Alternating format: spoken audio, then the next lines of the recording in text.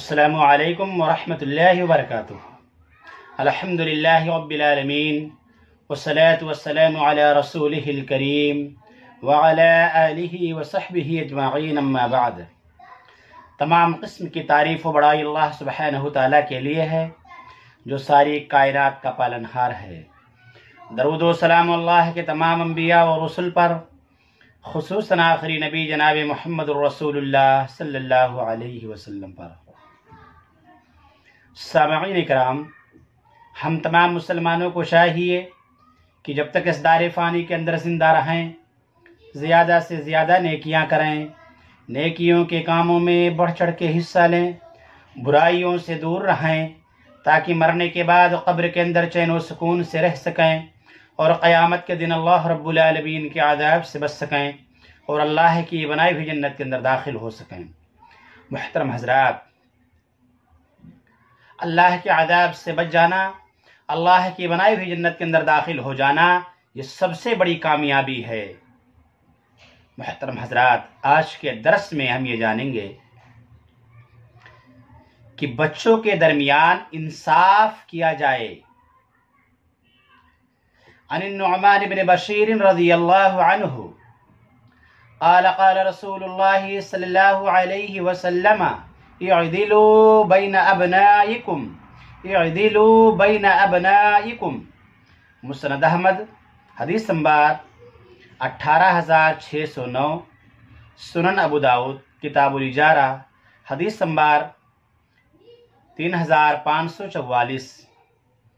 نعمان بن بشیر رضی اللہ تعالیٰ عنہ روایت کرتے ہیں کہ رسول اللہ صلی اللہ علیہ وسلم نے فرمایا، اپنے بچوں کے درمیان انصاف کیا کرو، اپنے بچوں کے درمیان انصاف کیا کرو۔ محترم حضرات، رسول اللہ صلی اللہ علیہ وسلم نے اولاد کے درمیان انصاف کرنے کا حکم دیا ہے، لیکن آج کتنے ماں باپ ایسے ہیں کہ اپنے اولاد کے درمیان انصاف سے کام نہیں لیتے ہیں۔ کسی بیٹے کو زیادہ مانیں گے، کسی کو کم مانیں گے، کسی کو زیادہ دیں گے، کسی کو کم دیں گے، یہ گناہ کا کام ہے۔ کسی بیٹی کی شادی میں اس کے لیے زیادہ خرچہ کریں گے، اسے زیادہ سامان دیں گے، اور کسی بیٹی کی خرچ میں کم سامان دیں گے، کم زیورات دیں گے۔ یہ غلط ہے، یہ گناہ کا کام ہے۔ آپ اپنے تمام بچوں کے درمیان انصاف سے کام لو، قیامت کے دن اللہ کو جواب دینا ہوگا۔ رسول اللہ صلی اللہ علیہ وسلم کا یہ فرمان ہے کہ بچوں کے درمیان انصاف کرو۔ جو بندہ اپنے اولاد کے درمیان انصاف نہیں کرتا، چاہے وہ بیٹا ہو یا بیٹی، یقیناً قیامت کے دن وہ اللہ کے دربار میں پکڑا جائے گا اور سوائے پچھتاوے کے اس کے ہاتھ کچھ اور نہیں آئے گا۔ اس لیے ہم تمام مسلمانوں کو چاہیے کہ ہم اپنے اولاد کے درمیان انصاف کریں، نا انصافی نہ کریں۔